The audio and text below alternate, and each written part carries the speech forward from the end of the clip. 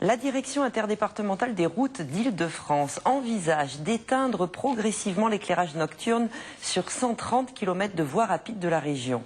Environnement, économie d'électricité, sécurité routière, autant d'éléments mis en avant et qui pourraient convaincre certains élus girondins de faire de même à Bordeaux. Christophe Chavanneau.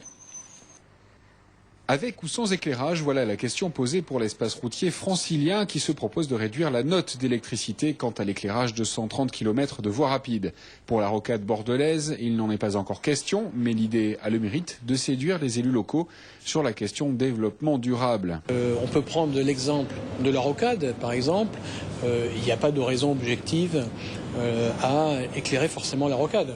Je pense qu'il y a des expériences aujourd'hui dans des métropoles européennes ou dans d'autres collectivités qui tentent à démontrer qu'il est tout à fait intéressant, opportun de s'interroger sur la façon dont on utilise l'éclairage public.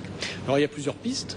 Il y a la piste technique aussi, c'est-à-dire qu'aujourd'hui il y a soit des lampes fluo-compactes, soit des LED qui sont très économiseurs d'énergie par rapport, je dirais, au matériel que l'on a mis depuis des années. Donc déjà, par le progrès technique, on peut avoir des baisses, mais aussi, après, il faut interroger l'usage.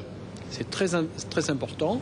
En même temps, on fera des économies d'énergie et des économies pour la collectivité, pour l'État, notamment pour les finances publiques. Donc c'est intéressant. Mais l'obscurité suscite autant d'interrogations. Côté autorité et sécurité routière, le recul sur expérience n'est pas significatif pour pouvoir dire si oui ou non l'éclairage des routes a un effet bénéfique sur la conduite, nous ont-ils affirmé.